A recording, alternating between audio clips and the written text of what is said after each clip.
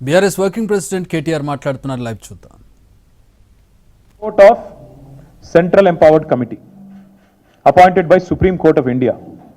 Central Empowered Committee interim report లో స్పష్టంగా చెప్తున్నది. साहब मैं आपको अंग्रेजी में सुनाना चाहता हूं.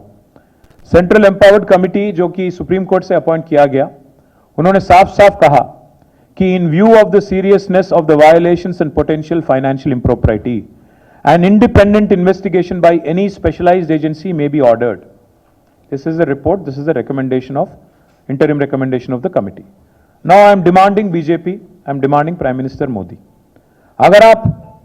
अगर आप तहे दिल से ये चाहते हो कि यहाँ के जो कांग्रेस हुकूमत ने जो गलत काम किया हैदराबाद सेंट्रल यूनिवर्सिटी में, इसका अगर सच बाहर लाना है, इसमें अगर जो दोषी है उनको अगर शिक्षा देना है, या ये आपका अगर एजेंडा है, आपका अगर इच्छा है, मैं पूछना चाहता हूं आपसे, हमारी पार्टी की तरफ से सेंट्रल एम्पावर्ड कमिटी कहने के बाद साफ साफ कि यहां पे फाइनेंशियल इम्प्रॉपर्टी है, वायोलेशंस हुए हैं, आप क्यों खामोश हो?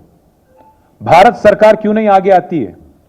भारत सरकार क्यों नहीं आगे आके कोई कार्रवाई शुरू करती है?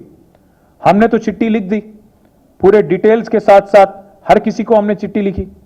हमने लिखा हमारे पार्टी की तरफ से आरबीआई गवर्नर को, एसएफआईओ को, सीरियस फ्रॉड इन्वेस्टिगेशन ऑफिस को, साथ ही साथ हमने सीवीसी को, सेंट्रल विजिलेंस कमिश्नर, सीबीआई, हर किसी को हमने पूरा डिटेल के साथ, पूरा आधार के साथ हमने चिट्ठी लिखा. अगर वो बस नहीं है आपके लिए, अगर वो काफी नहीं है आपके लिए, तो मैं पूछना चाहता हूं क्या ये सेंट्रल एम्पावर्ड कमेटी का रिपोर्ट भी आपके लिए काफी नहीं है?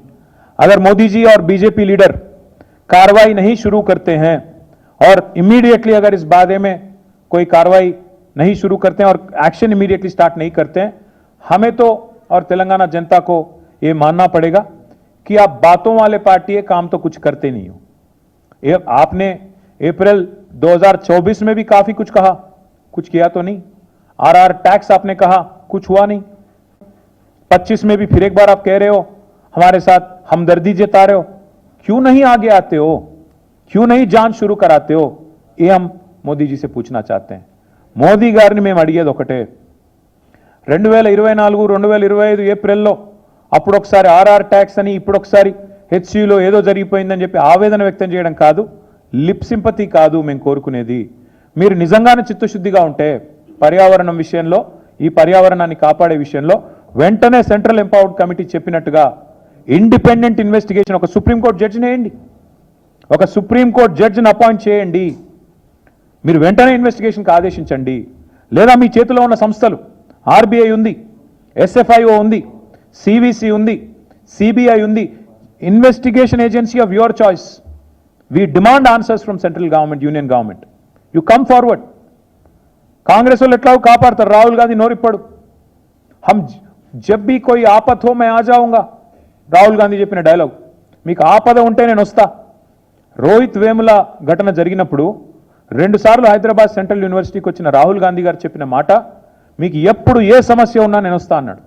ఇప్పుడు పత్తా లేడు. అందుకే నేను అంటున్నా, కాంగ్రెస్ వాళ్ళు ఎట్లాగూ నోరు మెదపరు, వాళ్ళకు ఢిల్లీకి బ్యాగులు పోతున్నాయి, మూటలు పోతున్నాయి, వాళ్ళు నోరు తెరవరు. మీరెందుకు తెరుస్తలేరు? బీజేపీకి ఏం అడ్డం వస్తున్నది?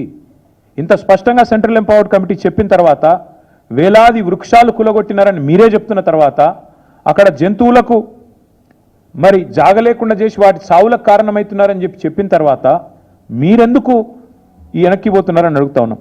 ఇంకా సెంట్రల్ ఎంపవర్డ్ కమిటీ ఎంత సీరియస్ అలిగేషన్స్ చేసిందంటే, వాళ్ళు చెప్పిన రిపోర్ట్ ఇది, పారా number 49. The manner in which TGIAC cleared the land raises serious questions regarding both intent and procedure. వాళ్ళ ఉద్దేశాలు, వాళ్ళు ఏ పద్ధతిలో పోయారో రెండింటి మీద కూడా మాకు తీవ్రమైన అనుమానాలు ఉన్నాయి. ఇది సెంట్రల్ ఎంపవర్డ్ కమిటీ చెప్పిన మాట. ఇంతటితో ఆగలేదు, ఇంకా చాలా చెప్పారు. వారు state government should have ideally looked into these facts while constituting an expert committee. Forest like ఏరియానా కాదా చూసుకోవాలి కదా స్టేట్ గవర్నమెంట్ అన్నారు. అట్లాగే ఏం చెప్పారు, prevention and control of pollution act 1981, అదేవిధంగా వాటర్లో prevention and control of pollution act 1974, ఈ రెండింటికి సంబంధించి ఈఐఏ ఎన్వైరన్మెంటల్ ఇంపాక్ట్ అసెస్మెంట్ ఏదైతే జరగాలో, it appears to be a deliberate act by TGIAC టు bypass environmental scrutiny. ఎన్వైర్మెంటల్ స్క్రూటినీని బైపాస్ చేస్తూ ఈ రెండు చట్టాలను తుంగలో తొక్కుతూ 81 చట్టం 74 చట్టం ఈ రెండింటిని తుంగలో దొక్కుతూ ఈఐఏ నోటిఫికేషన్ 2006ను కూడా తుంగలో దొక్కుతూ డెలిబరేట్గా టీజీఐసి పనిచేసింది అంటూ అభిశంసించింది సెంట్రల్ ఎంపవర్డ్ కమిటీ. అట్లాగే ఇంకా చాలా చెప్పారు. CEC after examination of historical documents and agreements the central empowered committee is of the opinion that the University of Hyderabad prima facie appears to be the rightful legal owner of the subject land. ఈ land ఎవరిదో కూడా వారు చెప్పారు. దాంతోపాటు ఏం చెప్పారు, ఇంకా ఘోరమైన మాట అన్నారు. Additionally public money has been put at risk as government funds are now subordinated to bond repayments tied to this disputed land. Shockingly even a notified lake within the area has been mortgaged. ప్రజల పైసలు, రాష్ట్ర సంపద మీ దుందుడుకు చర్యల వల్ల ప్రమాదంలో పడింది. ఇది నా మాట కాదు, సెంట్రల్ ఎంపవర్డ్ కమిటీ మాట.